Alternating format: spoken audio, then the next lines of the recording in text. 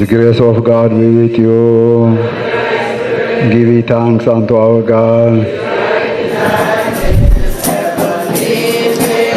ቤተክርስቲያን ሁልጊዜም ችግር አይለያትምና ቤታችሁን አገራችሁንና ቤተክርስቲያናችሁን ትታችሁ እንዳትሄዱ ቢሻግራችሁ ወደ ሀገራችሁ ተመለሱ ብለው ምክር ሰጥተውን ነበር። ያን ተቀብየን መስቀውን የመጠበቀው የሳቸው ምክር። ዛሁን እንግዲህ የካሪቢያና የላቲን አሜሪካ ነው የሚባለው። ብዙዎቻችን ደግሞ ጃማይካ ነው የምንለውና እንደው እስቲ ምን የት ያሉ ናቸው እዛ አካባቢ? ከኛ ድክመት ምንም ልናረካቸው አልቻልንም። አሁን የነው ከርኩም ጀምሮ የነው አካቸው ሰዎቹ እንደተጠሙ እንደተራው ነው ያሉ። ምንም አላደረግንም። ረዳት ይሰጠኝ ያልኩ ነው እንጂ ስለራሴ ምንም አንድ ቀንም ደሞዝ ይጨመርልኝ ተቸገርኩ ደግሞ ቅያሬ ይደረግልኝ ጠይቄም አላውቅም። እንደሱ ግን አልረኩም። አሁንም ቢሆን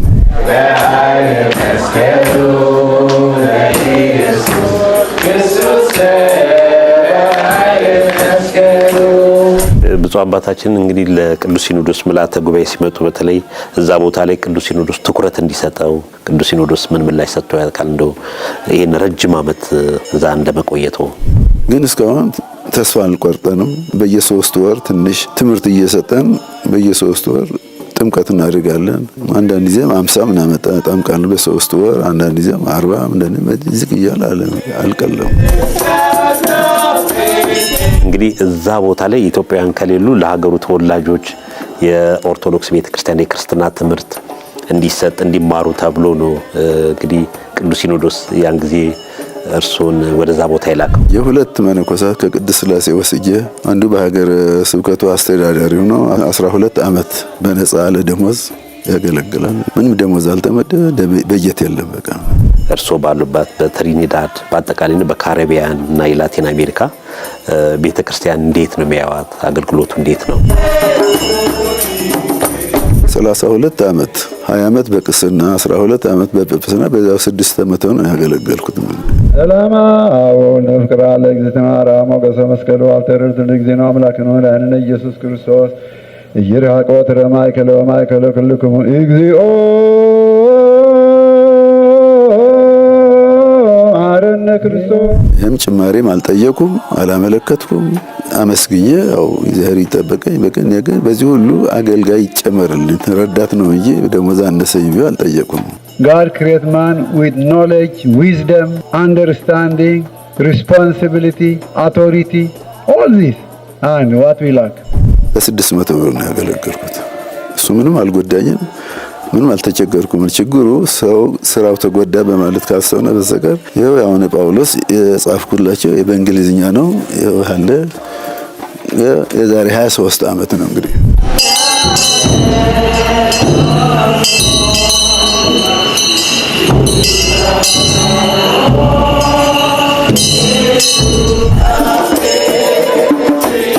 ረዳት ይላክልኝ ደክም ያለው እንግዲህ ስራው እንዳይጓደል ብዙ መስዋዕትነት የተከፈለ ስለሆነ በእኔ ጊዜ እንዳይዘጋ ባካችሁ ያን ነው እንጂ ሌላ ነገር አላደረጉም። ተቀብለውኛል። ፍጻሜውን ያሳምረው እየጠበቁ ነው። እንግዲህ በጵጵስና እንግዲህ 32 ዓመት ሲያገለግሉ ቀይሩኝ አላሉም። እንደዛ ቦታ ጸንተው እንዲያገለግሉ በአቶን ጠብቀው እንዲያገለግሉ እንደው ያደረጉ ምንድነው? ሞት ነው የሚለየኝ። እንግዲህ ወዲያም አልሄድም። እነሱም ለምን ትተሃት መጣ በዚህ ምን ትተሃት መጣ ነገር ነው እንዴት ብየት ይመጣለሁ?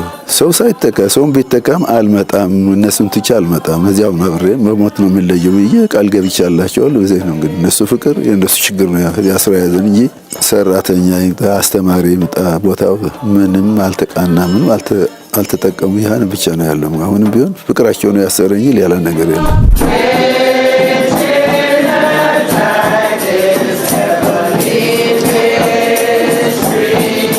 ክቡራን ተመልካቾቻችን እንደምሰነበታችሁ። የሳምንታዊው የሰንበተ ክርስቲያን መርሃ ግብራችን ነው። በዛሬው መርሃ ግብራችን እንግዳ አድርገን የጋበዝኳቸው ብፁዕ አቡነ ታዲዮስ ናቸው። ብፁዕ አቡነ ታዲዮስ የካሪቢያንና የላቲን አሜሪካ ሊቀ ጳጳስ ናቸው። ከእሳቸው ጋር ቆይታ አደርጋለሁ። እንድትከታተሉ እንጋብዛለን።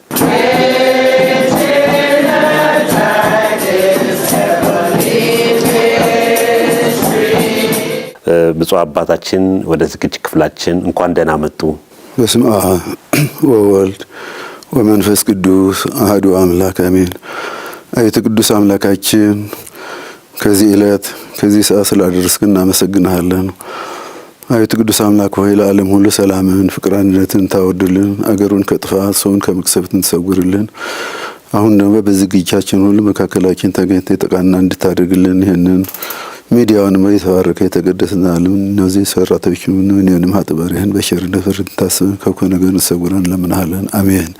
ብፁዕ አባታችን እንግዲህ በዘንድሮ የ2017 ዓ.ም የግንቦት ርክበ ካህናት ቅዱስ ሲኖዶስ ምልዓተ ጉባኤ ከወሰናቸው ውሳኔዎች አንዱ በተለይ በውጭ ዓለም በተለያየ ቦታ ቤተክርስቲያን ለረጅም ዓመታት ሲያገለግሉ የነበሩ ብፁዓን ሊቃነ ጳጳሳትን የእውቅና መርሃ ግብር ሰጥቷልና ከዛ ውስጥ ብፁዕነቱ አንዱ ኖትና እንደው ምን ተሰማው? ምን ይላሉ ብፁዕ አባታችን? ከሱ ለነሳ እውነቱ ከማመስገን በተቀር እኔ እንግዲህ ያው ለዚህም አልበቃሁም።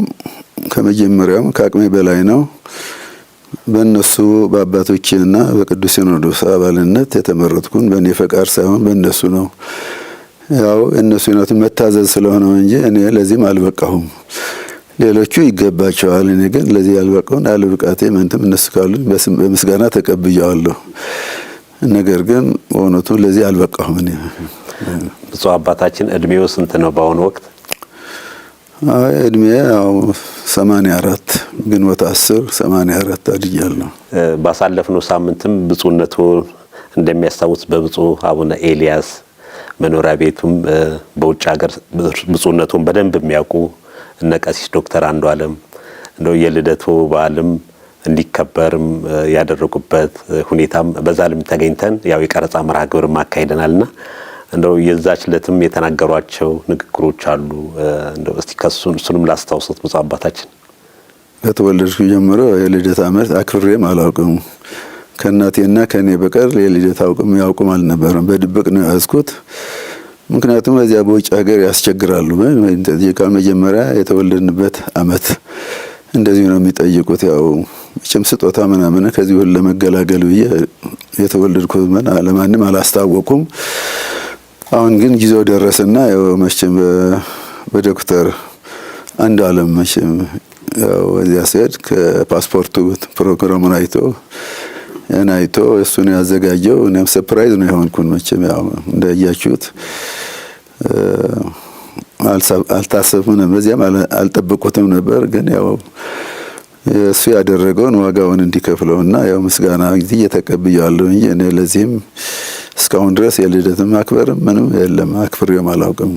እና እናንተም እግዚአብሔር ይስጣችሁ ተገኝታችሁ የቆረጣችሁት እግዚአብሔር እንግዲህ ምን ይደረግ። ካሁን በፊት እንግዲህ ያው አሁን እንደተወለድኩ አድርጋችሁ ቁጠሩት መቼ ነው እንግዲህ። ብፁዕ አባታችን ከእርስዎ ጋር ቃለ መጠይቅ በማድረጋችን በዚህ በኢትዮጵያ ኦርቶዶክስ ተዋሕዶ ቤተክርስቲያን መገናኛ ብዙሃንም ደስተኞች ነን። ብፁዕነቱ ለረጅም ጊዜ በውጭ ሀገር ሲያገለግሉ የነበሩትን እርስዎን አግኝተን ከእርስዎ ጋር ውይይት አድርገን ተመልካቾቻችን እንዲያውቁት ማድረግም ቀላል ነገር አይደለም። ሁላችንም በዚህ ጉዳይ ደስተኞች ነን።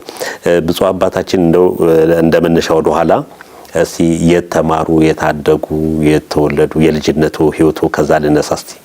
መቼም የመነኩሴ ታሪክ የለውም እንግዲህ እኛ አገሩም አይጠየቅም ትውልድም አይጠየቅም። ግን ያው ጊዜ አመጣውና ለሚዲያው ስናል ተገደን ነው እንግዲህ ወደን አይደለም። እኛ ባይታወቅ ጥሩ ነበር፣ ግን ከዚያ መሸሸግ አልቻልንም። አንድ ጊዜ ከተገለጥን ያው የተወለድኩት በድሮ ጊዜ ዋግ ነው የሚባለው። ዋግ ህምራ ከትግራይና ከአማራ መካከል ያለው የዋግ ህምራ የዋግ ነበር የሚባለው። ጻግብጂ ይባላል። በዚያው አንድ አውራጃ ነው የተወለድኩት እና በትግራይና በአማራ መካከል ያለው ነው የተወለድኩት። በ1933 ዓመተ ምህረት ጃንሆይ ሚያዝያ 27 ተመልሶ እኔ ግንቦት 10 ነው የተወለድኩት እና ከዚያው አንስቶ ያው 84 ዓመቴ ነው።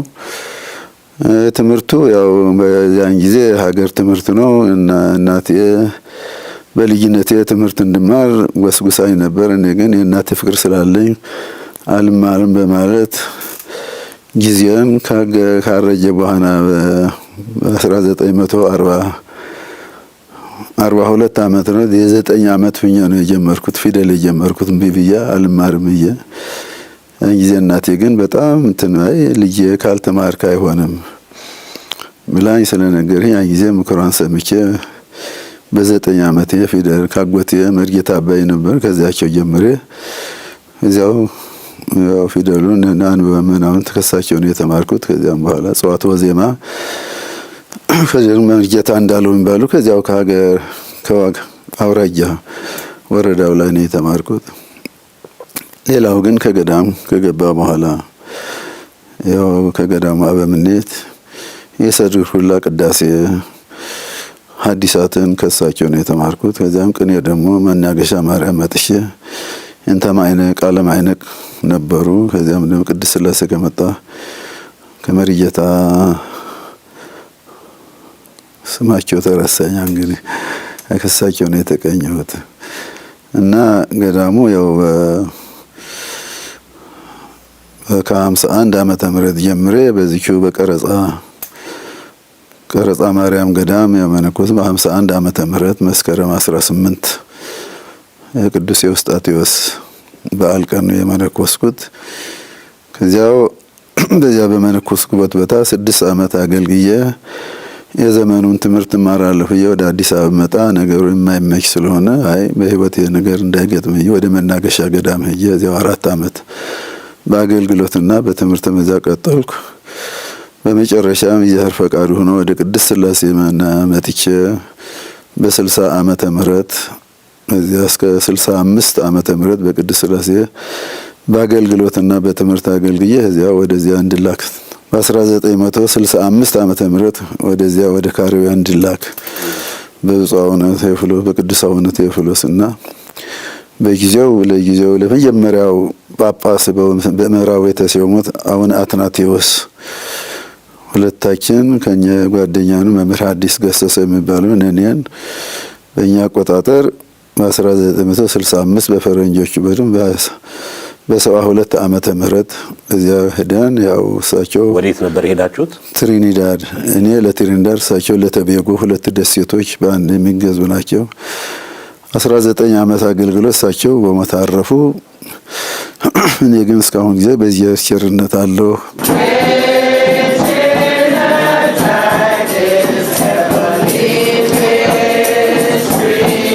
እንደው በሀገር ቤት እያሉ በትምህርት ቤት ውስጥ ከእርሶ ጋር እንደው የሚያስታውሷቸው አብራችሁ የተማራችሁት እንደው የቆሎ ትምህርት ቤት የአብነት ትምህርት ቤት ህይወቱ ምን ይመስል ነበር? በተለይ ብፁዕነቱ በሚማሩበት ወቅት እንዳልኩት ብዙውን ጊዜ እኔ በገዳም ነው ያሳለፍኩት። እንግዲህ በ14 ዓመቴ ነው የወጣሁ ከአባት እናቴ ዲያቆን እንደሆንኩ ወዲያውኑ ወደ ገዳም ነው የሄድኩት። ገዳሙ እየተማርኩ ከዚያው መጀመሪያ ገዳሜ ቀረጻ ገዳም ነች። ከዚያው እስከ ምንኩስና አገልግዬ ያው ከመነኮስ በኋላ ያው በ6 ዓመት አገለገልኩ። ከዚያም ደግሞ ከመናገሻ ማርያም እንዳልኩት በመማርና በአገልግሎት 4 ዓመት አገልግዬ ያው ቅድስት ሥላሴ ነው ከመነኮስኩ እነዚህ ያገለገልኳቸው።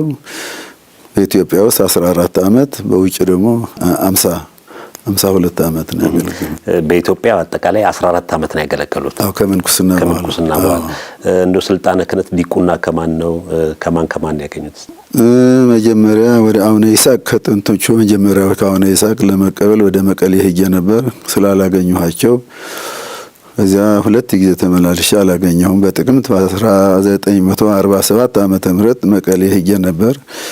እዚያም እሳቸው ወደ አዲስ አበባ ነው ስላሉ ሳላገኛቸው ቀርቼ በመጨረሻ በዚያው ዓመት በግንቦት ወደ ደሴ መጥቼ ከአቡነ ገብርኤል ነው የተቀበልኩት።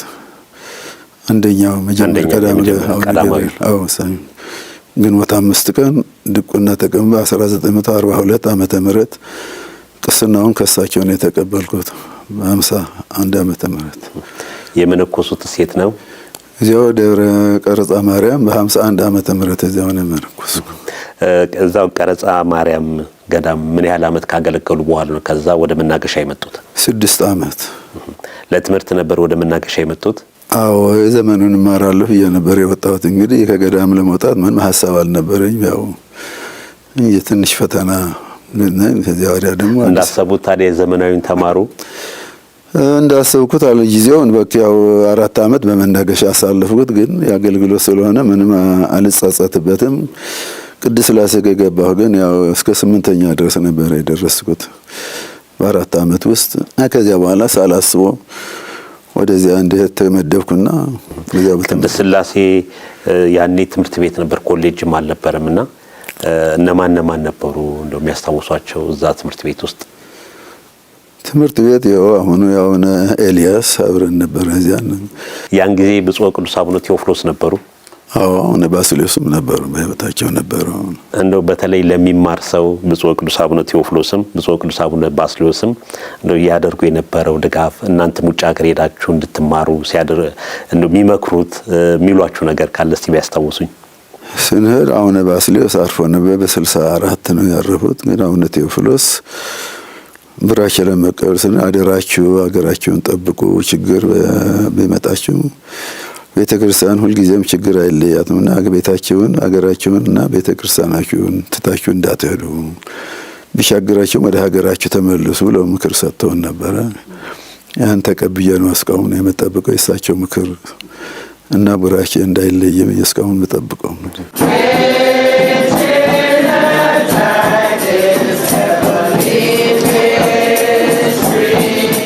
ቅድስት ሥላሴ ዩኒቨርሲቲ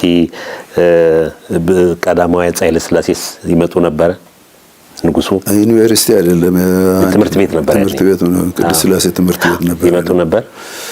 አይ ቤተክርስቲያን አገልግሎት ነው እንጂ እዚያ አንድ ጊዜ መጥቶ ነበር። እንደዚህ አግኝቷቸው ያውቃሉ ብፁዕ አባታችን? አዎ ሁልጊዜ በአገልግሎት ነው እንጂ። አዎ አግኝቻቸዋለሁ። እንደው የሚያስታውሱት እንደው እሳቸውም እርሶን ሲያዩ ያኔ እርሶም በወጣትነት በልጅነት እድሜ ነውና የሚሆኑት እንደው አግኝቷቸው አዋርቷቸው ያውቃሉ? ይህን ያህል ዕድል አላገኘንም። ስንቀድስ ያው መቼም ቀድሰን በቅዳሴ ነው እንጂ በሌላ ከዚያ ቀርበን የምንወያይበት አልነበረም። እንግዲህ ከቅድስት ሥላሴ ትምህርት ቤት ነው ወደ ውጭ ሀገር እንድትሄዱ የተደረጋችሁት ሁለታችሁ? እሳቸው አብረው ነበሩ። እርሶ ወደ የት ነው እንዲሄዱ የተደረገው? ትሪኒዳድ ደሴት። አዎ እሳቸው ተቤጉ። በስንት ዓመተ ምህረት ነበር ብፁዕ አባታችን ወደ ትሪኒዳድ ሄዱት? በ1965 ዓመተ ምህረት። አሁን እንግዲህ የካሪቢያና የላቲን አሜሪካ ነው የሚባለው፣ ብዙዎቻችን ደግሞ ጃማይካ ነው የምንለውና እንደው እስቲ ምን የት ያሉ ናቸው እዛ አካባቢ? እና እነሱ ሁሉም ያው በድሮ ጊዜ በባርነት ተፈንግሎ በቅኝ ግዛት የነበሩ ናቸው። ሁሉም ያው ጃሜይካ ማለት ያው አንድ ደሴት ነው በእንግሊዝ ቅኝና ደግሞ ሁሉም ትሪኒዳድ የሚባሉ አለ። ግን የካሪቢያንና ላቲን አሜሪካ የምንለው ካሪቢያን በደሴቶች በካሪቢያን ባህር ደሴቶች ናቸው። ላቲን አሜሪካ የምንለው ደግሞ የደቡብ አሜሪካ ያሉትም አንዲት ጋያና የእንግሊዝ ቅኝ ሀገር ነበረች። እነዚህ ሶስቱ መጀመሪያው የተላኩት በ1945 ዓመተ ምህረት ከሀገሩ ተወላጅ መጥቶ ኢትዮጵያ ቤተክርስቲያን እንዲቋቋምልን ብሎ ሁለት አቶ አበራ ጀንበሬና መምህር ገብረ ኢየሱስ መሸሻ ሄደው በእኛ በ45 ዓመተ ምህረት በፈረንጆች በ52 ዓመተ ምህረት የተቋቋመ 3 ደሴቶች ነበሩ። ጃንሆይም ሲመጡ እነዚህ ናቸው እንጂ ሌላ ጃሜይካም ገና አልተቋቋመ ነበረ። ግን በጠቅላላ በዚህ ኢትዮጵያ ጃሜይካ የሚሉ ጥቁሮች ሁሉ ጃሜይካ ነው የሚባሉ የዚያ የራሳቸው የተለያዩ የራሳቸው መንግስት ያላቸው ደሴቶች ናቸው። እነዚህም ጋያና፣ ተቤጎ፣ ትሪኒዳድ በዚሁ በ55 ዓመተ ምህረት በ52 ወይም በእኛ ደግሞ በ45 ዓመተ ምህረት የተቋቋሙ በጀት ተበጅቶላቸው ያው ከዚህ ከኢትዮጵያ እየተላከ እሳቸው የመጀመሪያው ናቸው። ከእሳቸው ቀጥሎ ደግሞ አባ ገብረ እግዚአብሔር ደጉ፣ በኋላ አቡነ ሳሙኤል እሳቸውም እዚያ ብዙ ያገለገሉ ነበሩ። አሁን ግን በኋላ ሲሾሙ አብረው ነው እሳቸው አቡነ አትናቴዎስ እሳቸው አቡነ ሳሙኤል ተብሎ ተሽመዋል። እንግዲህ በዛው በአገልግሎታቸው እና እነዚህ ሶስቱ ደሴቶች ብቻ ናቸው። ከዚያ በኋላ አባ ማንደፍሮ ላይከ ማርያም ማንደፍሮ ደግሞ በኋላ አቡነ ይስሐቅ እሳቸው የጃሜይካውን በፈረንጆች አቆጣጠር በ70 ዓመተ ምህረት ነው የቆረቆሩ ጃሜይካ።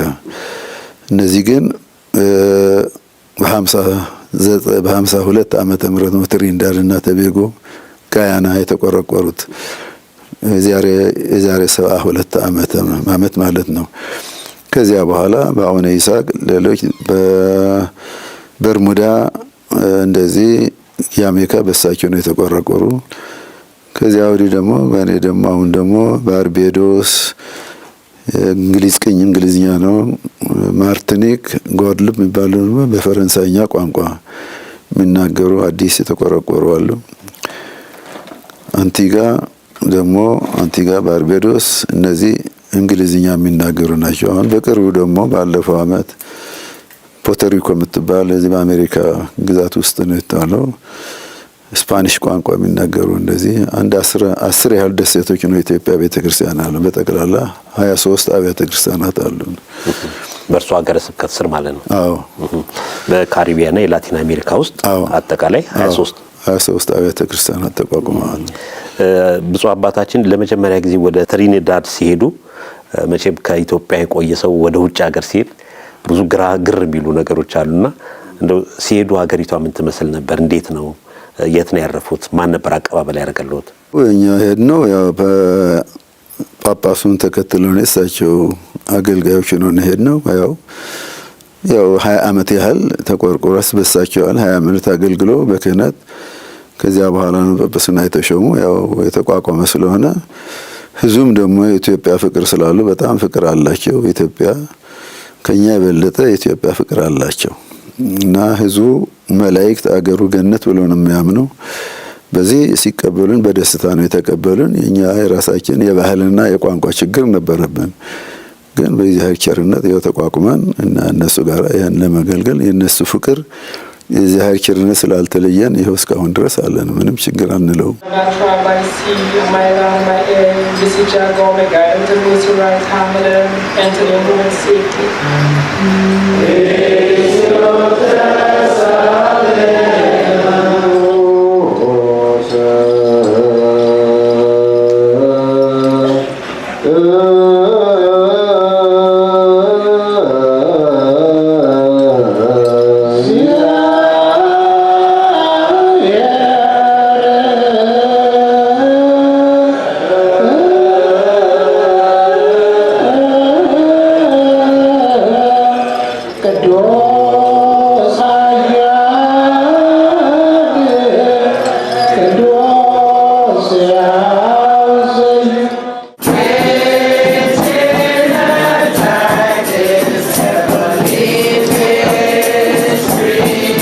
ያን ጊዜ ብፁዕ አባታችን በመምህርነት ነበር የሄዱት። ለማስተማር ለማገልግሎት ነው ያለው። በክህነት አገልግሎት ነው። ከዛ በኋላ ነው ቋንቋ መማር የጀመሩት። እዚያው እነሱ ጋር እዚያ ቋንቋ መናር ችግር ነው። ገንዘብ ተከፍሎ ካልሆነ በዚያው ዜጋ ካልሆነ ደግሞ የነጻ ትምህርት ስለሌለ ምንም እድል አላገኘንም ለመማር። ያው ግን አገልግሎቴን ቀጥያለሁ በዚያው። Gospel according to St. Matthew, chapter 1, from verse 18. Now the birth of Jesus Christ was as follows. After his mother was Mary was betrothed to Joseph, before they came together, she was found with child of the Holy Spirit. Being a just man and not wanted to make her a public example. በዛን ወቅት እንደዚሁ በርካታ ኢትዮጵያውያን ነበሩ ነው ወይስ? ኢትዮጵያውያን የለም። ኢትዮጵያ ተፈጽሞ ኢትዮጵያውያን የለም። እስካሁንም ድረስ ኢትዮጵያውያን የሚባሉ የለም። እዚያ የሀገር ተወላጅ ብቻ ናቸው። እንግዲህ እዛ ቦታ ላይ ኢትዮጵያውያን ከሌሉ ለሀገሩ ተወላጆች የኦርቶዶክስ ቤተክርስቲያን የክርስትና ትምህርት እንዲሰጥ እንዲማሩ ተብሎ ነው እንግዲህ ቅዱስ ሲኖዶስ ያን ጊዜ እርሱን ወደዛ ቦታ ይላከው። አዎ እነሱም ጠይቀው ስለነበረ ነው የተጠመቀው። ከዚያ በፊት የ20 አመት ያህል ተቋቁሟል እኮ እንግዲህ ያ ጳጳሱም ተሾመ። የመጀመሪያ ጳጳስ መጀመሪያውን የሳይሆን ከዚያ በፊት እሳቸው የመጀመሪያ ቆረቆሩትና ማን ማለት ነው? መምህር ገብረ ኢየሱስ መሸሻ፣ በኋላ ስማቸው አሁን አትናቴዎስ። የመጀመሪያው በምዕራብ ሀገር በምዕራብ ሲባል በአሜሪካ በአውሮፓ የመጀመሪያ ከኢትዮጵያዎች የመጀመሪያው ጳጳስ እሳቸው ነው የተሾሙት።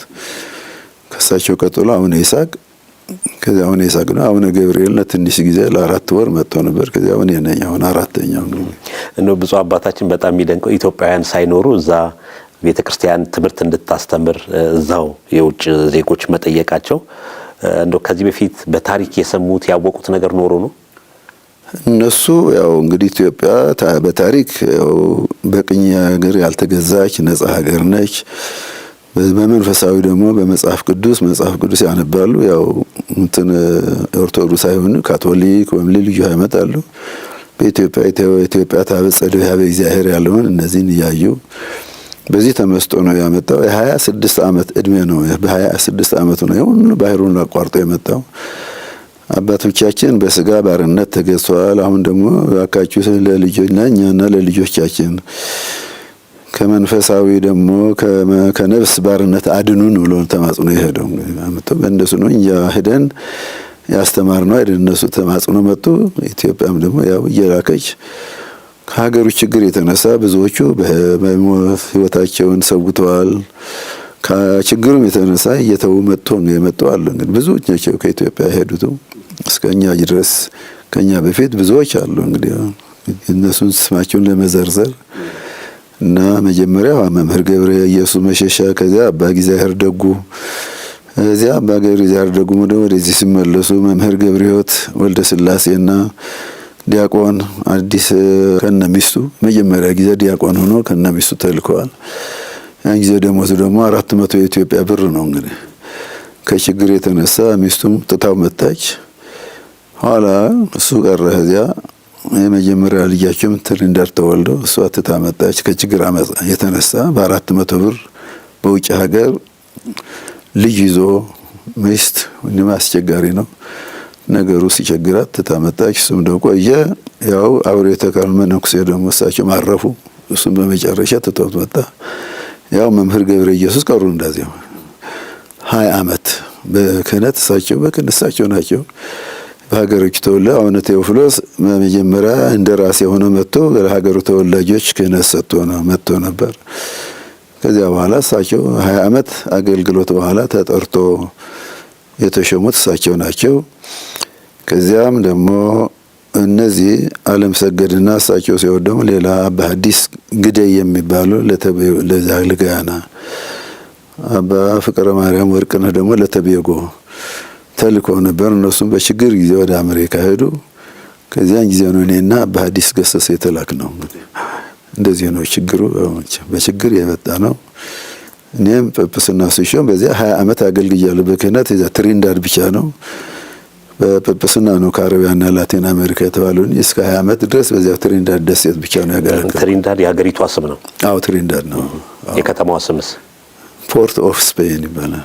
ስለዚህ መንበረ ጵጵስናው ፖርት ኦፍ ስፔን እዚያ ትንሽ ወጣ ብሎ ነው እዛ ነው ያለው።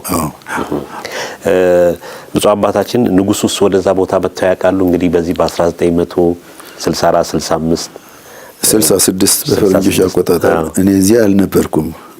እኔ ሄድኩት በ72 ነው። እሳቸው በ66 ነው የነበሩት። መምህር ገብረ ኢየሱስና አባ ሐዲስ ግደይ በፍቅረ ማርያም ወርቅነህ ነበሩ። እንደው ከታሪክ አንጻርም የሰሙት ከቀደሙት አባቶቹ የሰሙት ምክንያቱም ፎቶዎች ላይ ብዙ ጊዜ እሳቸው እዛ ጥቁሮቹ አካባቢ ሄደው የሚታዩ ፎቶግራፎች እናያለንና እንደው ይሄዱ ነበር እሳቸውን ሲያዩ። እንግዲህ አሁን በከተማ ውስጥም ቀዳማዊ አፄ ኃይለ ሥላሴ ብለው የማፍቀር ሁኔታ የሚገልጹበትም አሉ። በተለይ እዚህ ላቲን አሜሪካ ያሉ ጥቁሮቹና እንደው እዛ የተመለከቱት የሰሙት ወይ በታሪክ ያነበቡት ነገር ካለ? በታሪክ ሲሆን እነዚህ ሁሉ እሳቸውን አምላክ ናቸው የሚሉ ነበር። አሁን እነዚህ ጠጉራቸው ነበር እንደዚህ ያገኘኋቸው ናቸው። ብዙ በትዕግስት በፍቅር እያገለገልን እንዲመለሱ አድርገን ነው እንጂ ኃይለ ሥላሴ አምላክ ነው የሚቆጠሩ ነው። በአምላክነት ነው የሚሉት። በተለይ መሰረታት ያውሳ አድባር ቅዱሳን እችን ነው እንግዲህ በጣም አድርገው ምን ጽዮን ይልሰው ወይስ ተወልደ በወስቴታ ተወልደ ኃይለ ሥላሴ ነው ማለት የሚያምኑት እነሱ ናቸው። ነው ታሪካዊ ምክንያቱ ምንድነው ግን? በመጽሐፍ ቅዱስ እንደዚህ አንዳንድ ጊዜ ሞአን ወሳዘ ነገዱ ይሄዳው ራእይ 5 ያንን ይያዙ አድርጎ ነው ያዙት እነሱ። እና በዚህ የተነሳ እዚሁ ቀስ እያልን እኛ ደግሞ እናስተምራቸው። ባይሆን እሳቸው ጻድቅ ናቸው ነብይ ናቸው ብትሉ ነው እንጂ ኢትዮጵያ በአንድ አምላክ ነው የምታምለው፣ በሰው አታመልክም። እና ይሄ ስህተት ነው እያልን እነሱ በፍቅር በትህትና እያለዘብነው ነው የመጡኝ። በጣም እስካሁንም በዚያው የሚጠኑም አሉ። እና ከዚያም እንደውም አንዳንድ ጽሁፍ ላይ ምንድነው የሚለው በተለይ ንጉሱ ወደዛ ወደ ላቲን አሜሪካ ሲሄዱ አውሮፕላኑ ሲያርፍ እዛ ሀገር ዝናብ ዘነበ። ከዛ በኋላ ህዝቡ በረሃም ደረቅም አካባቢ ስለነበረ ህዝቡ ከዛ ወዲህ እሳቸው መውደድ ማፍቀርም እንደመጣም አንዳንድ ጽሁፎችም ይታያሉ እንደዚህ የሚሉ። አዎ እሱ ልክ ነው። እንግዲህ ጸጥታውም በጣም ጸጥታውም እስከ ማፍረስ ድረስ ነበር። ይዞ እሳቸውን ይዞ እዚያ ለማንገስ ነበር ሐሳባቸው እንደሰማሁት ማለት ነው። ግን ያ አሜሪካ ሲሄዱ ቤተክርስቲያን አልነበረም። ከዚህ ግን በክብር ተቀብሎ ቤተክርስቲያን ከአውሮፕላን ማረታን ወደ ቤተክርስቲያን መጥቶ ያው እነዚህ ፎቶ ላይ የሚያሳየው ሀገሩ ጠቅላይ ሚኒስተር ጀነራል እዚያ የንግስቷ ወኪል ደግሞ እነዚህ ሁሉ መጥቶ የማያውቁት እኛ ቤተክርስቲያን አብሮ ተከትሎ መጥቶ ነበር። እንደ አገልግሎቱ ምን ይመስላል? በተለይ እርሶ ባሉበት በትሪኒዳድ በአጠቃላይ በካሪቢያን እና የላቲን አሜሪካ ቤተክርስቲያን እንዴት ነው የሚያዋት? አገልግሎቱ እንዴት ነው? አገልግሎቱ ከኛ ድክመት በስተቀር ህዝቡ አሁንም በናፍቆት ነው የሚጠብቀው።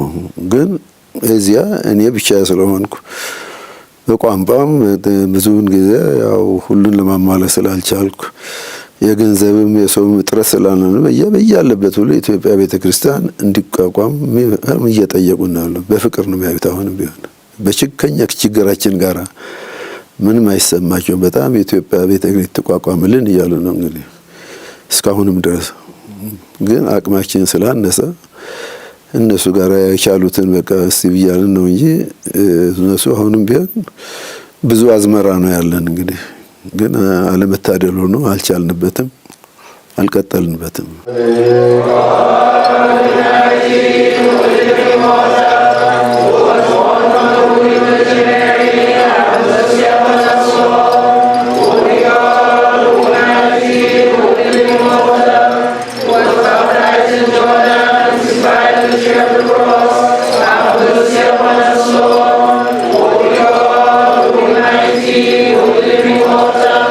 ብፁዕ አባታችን እርሶስ ወደዛ ከሄዱ በኋላ ያደረጓቸው ጥረቶች ብፁዕነቱም እንግሊዛ በእንግሊዘኛና በሌሎችም ቋንቋዎች እንደሚያስተምሩ እናውቃለንና እንደው ብፁዕነቱ እዛ ከሄዱ በኋላ እንደው የተደረጉ ለውጦች የተጨመሩ በተለይ ክርስትናን ከማስፋፋት አስተምሩን አጥምቁን የሚሉ የውጭ ዜጎችን አስተምሩ የቤተክርስቲያኒቱ አባል ከማድረግ አንፃር እንደው የተሰሩ ስራዎች ምንድናቸው? ያው ቅዳሴው ያው ትንሽ የተተረጎመ እንግሊዝኛ ነበር። ያን እንደገና ነው በቋንቋቸው በፈረንሳይኛ በስፓኒሽ ነው እንጂ እኔ ሁለቱን ቋንቋዎች አልናገርም። በዚያው እንግሊዝኛውን ወደ እነሱ በእነሱ አስተርጓሚ ጸሎቱም ምንም በዚያ በቋንቋቸው ነው የሚተደረው። እና እንዳልኳችሁ በአንድ ሰው በዚህም ደግሞ በደካማ ሰው እንደኔ ደግሞ ምንም አልተሳካም ነገሩ። ያው ብቻም አለን ቤተክርስቲያኗ ያው እነሱም ችግሮች ናቸው የተመጡት። ኢትዮጵያ ትረዳናለች፣ ነፃ መንግስት ቤተክርስቲያንም ደግሞ እንደው ቀዳማዊ በኦሪት ሁሉም ታሪኩን እያነበቡ ይሄንን ነው እንግዲህ እነሱ ያው እንደው በትምህርት ቤት አቋቁመው ሆስፒታል ሁሉ ያዘጋጅቶ ያን የተውን ኢትዮጵያ ነች እኛ እያሉ የሚመጡ ግን ከኛ ድክመት ምንም ልናረካቸው አልቻልንም። አሁን ያነው ከርኩም ጀምሮ ያነው አካቸው ሰዎቹ እንደተጠሙ እንደተራቡ ነው ያሉ። ምንም አላደረግንም። ረዳት ይሰጠኝ ያልኩ ነው እንጂ ስለራሴ ምንም አንድ ቀንም ደሞዝ ይጨመርልኝ ተቸገርኩ ደግሞ ቅያሬ ይደረግም ቢጠይቅም አላውቅም። እንግዲህ እንደሱ ግን አልረኩም። አሁንም ቢሆን Galatians chapter 4 verse 4 But when the fullness of the time had come, God sent forth His Son, born of a woman, born under the law. What is this? Take it. Meditate yourself. What they was chanting, the Archimandrite and the deacons were, you were the hope of Adam when he was driven from paradise. Kidana Mihrat. Kidana Mihrat means is covenant of mercy. Free.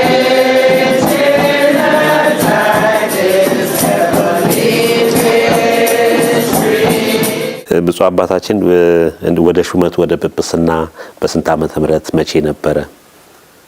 በእኛ አቆጣጠር 1985 ጥር 30 ቀን ነው። በፈረንጆች ደግሞ 1993 የካቲት 7። ከእርሶ ጋር ከነማን ጋር አብረው ነበር የተሾሙት ብፁዕ አባታችን? ከኔ ጋር የተሾሙት አቡነ አብሳዲ፣ አቡነ ሕርያቆስ፣ አቡነ ዮሐንስ በለንደን፣ እኔ አራታችን ነበር የተሾምነው። ከተሾሙም በኋላ ተመልሰው ወደዛው ነው የሄዱት? አዎ ወደዚያው ነው የተላኩት። እዛ ሀገር ቤተክርስቲያንን በተለይ የዛ ሀገር መንግስት፣ ሌሎች ትልልቅ ተቋማትም እንደው ቤተክርስቲያኒቷን እንዴት ነው የሚመለከቷት? በተለይ ምእመኑ አስተምሩን፣ አጥምቁን፣ ድረሱልን እያለ ነው። እንደ መንግስት የቤተክርስቲያኒቷን አገልግሎት እንዴት ይታያል ብፁዕ አባታችን? መንግስት በዚያው ባለሁበት በትንሿ ደሴት ከ120 በላይ ልዩ ልዩ ሃይማኖት አለ። ለዚህ ሁሉ መንግስት መርዳት አይችልም፣ ግን እውቅና ይሰጣል። ያው ሁላችንም ያው ያከብራል። በዓል ሲሆን እንጠራለን። እንደዚህ ብዬ በዚያው ቤተክርስቲያኑ በምእመናኑ ነው። በዚያው ጥሮ ግሮ ባገኘኋት ነው እንግዲያችን ቤተክርስቲያኑ ቦታ የምንገዛው በእነዚያ ነው እንጂ በዚያ የለም። በየመጀመሪያዎቹ ያው ገንዘብ ኒውዮርኩ ሲቋቋም በጃንሆይ በመንግስቱ ነው የተገዛው ቦታው። ግን ከዚያም ትንሽ በዚያን ጊዜ ምናልባት ገንዘብ ተልኮ ይሆናል አላውቅም። ግን በአሁኑ ጊዜ ግን ያቺ ያለችውን የተረፈችውን ስራ ብዙም ስለሌላቸው የቀን ስራ ሰርተው ነው ከዚያች ካገኙት ከእጅ ወዳፍ ነው። ከዚያች የተረፈችው ያቺ ቦታ መግዛት እንደዚህ ነው እንጂ ሌላ ነገር በምእመናኑ ብቻ ነው የሚተዳደረው። አሁን ኢትዮጵያውያን ወደዛ ቦታ እየመጡ ነው ብፁዕ አባታችን? ብዙም የመጣ የለም። በኑሮም ብዙ የሉም። በድሮ ያው ዩናይትድ ኔሽንስ ሰራተኞች እንደዚያ ይቀጠሩ ነበር። እዚያ ሲመጡ ነው እንጂ ከዚህ በቀር ሌላ ኢትዮጵያ ህዝብ ነዋሪዎች የሉም። ብፁዕ አባታችን እንግዲህ ለቅዱስ ሲኖዶስ ምልዓተ ጉባኤ ሲመጡ በተለይ እዛ ቦታ ላይ ቅዱስ ሲኖዶስ ትኩረት እንዲሰጠው ሀሳብ ማቅረብ፣ መምህራን እንግሊዘኛ ቋንቋ ቢችሉ ሌሎች ቋንቋ የሚችሉ እንዲመደቡ ሀሳብ አቅርበው ያቁም።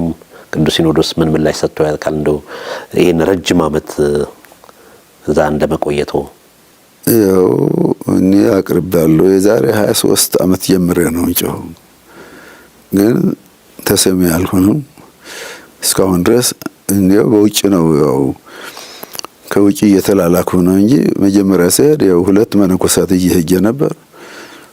አሁን ቴዎፍሎስ ናቸው። አሁን እንጂ በጽዬ ደገፉ ነበሩ ለአንዷ ደሴት፣ ሌላው ደግሞ አባ ዜናዊ ገብረ ሚካኤል ሁለቱን እየሄጀ ነበር።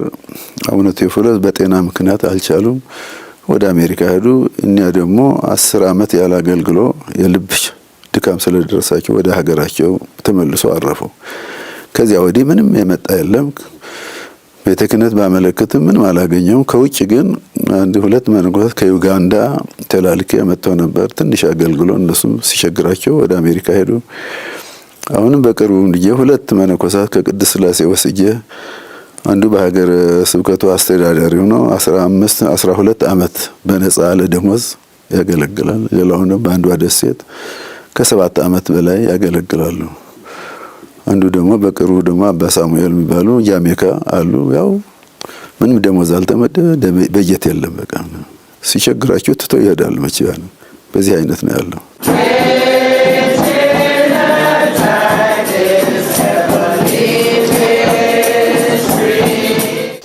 ሰሞኑን በማህበራዊ ድረገጽ ስለ ብፁዕነቱ 600 ብር እያገኙ የሚል ብዙ ጽሁፎችም ወጥቶ ሰው ራሱ መነጋገሪያ ሆኖ ነበርና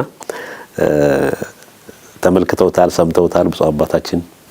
እሱ እውነትን ነው። በ32 ዓመት 20 ዓመት በቅስና 12 ዓመት በጵጵስና በዛው 6 ዓመት ነው ያገለገልኩት።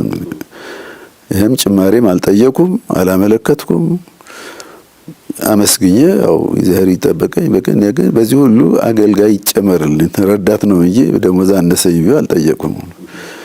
በኋላ ግን አሁን ጨርሎስ ስራ አስኪያጅ ሲሆኑ መዝገቡን ተመልክቶ እንዴት ነው እንደ ጳጳስ አይደለም ይሄ በውጭ ሀገር ያለው እንዴት ነው በሳቸው ጊዜ ነው የተስተካከለው እንጂ እስከሳቸው ድረስ በ600 ብር ነው ያገለገልኩት። እሱ ምንም አልጎዳኝም።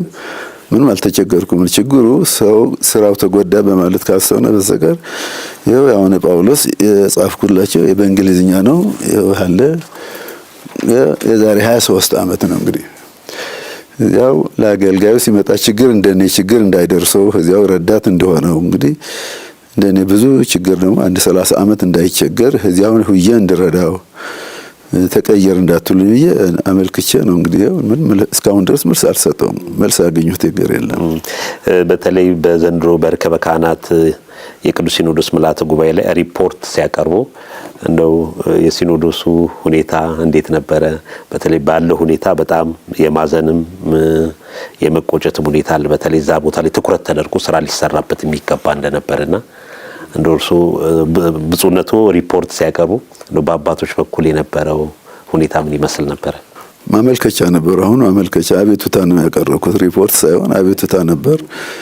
ተቀብለውታል።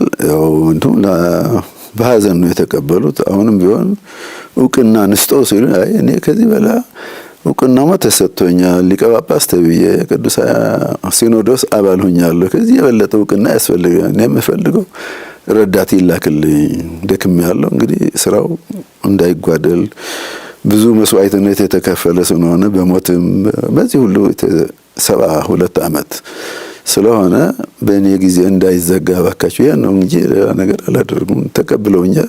ፍጻሜውን ያሳምረው እየጠበቁ ነው እንግዲህ። ብዙ አባታችን እንደው ከነዋሪዎቹስ ካህን ማፍራት ዲያቆን አልተቻለም? እዛ እኮ እነሱ ነው ከኛ ሌላ እነዚህ ሁሉ አንዳንድ ቦታ አለቆች ናቸው እንግዲህ። እዚህ ያለውበት ከመንበረ ጵጵስና 9 አብያተ ክርስቲያናት አሉ እና ከዚያ እየሄዱ ነው ሌሎቹም የሚያገለግሉን እነዚህ እንግዲህ አሉ። በእነሱ ነው የሚገለገሉ፣ ሌላ ኢትዮጵያዊ የለም። በእነሱ ነው ትኩረት ተሰጥቶ ስራ ቢሰራ ብዙ የሚሰራ ስራበት ቦታ ነው ማለት ነው። አዎ። እዛ ዋና መነጋገሪያቸው ቋንቋ እንግሊዘኛ ነው። እንግሊዘኛ በዚህ በእንግሊዝ ቅኝ ያሉት እንግሊዘኛ፣ በፈረንሳይቱ ፈረንሳይኛ፣ በስፓኒሽ ነው ስፓኒሽ። በዚህ 3 ቋንቋ ነው ያለች የቤተ ክርስቲያን የተቋቋመችው።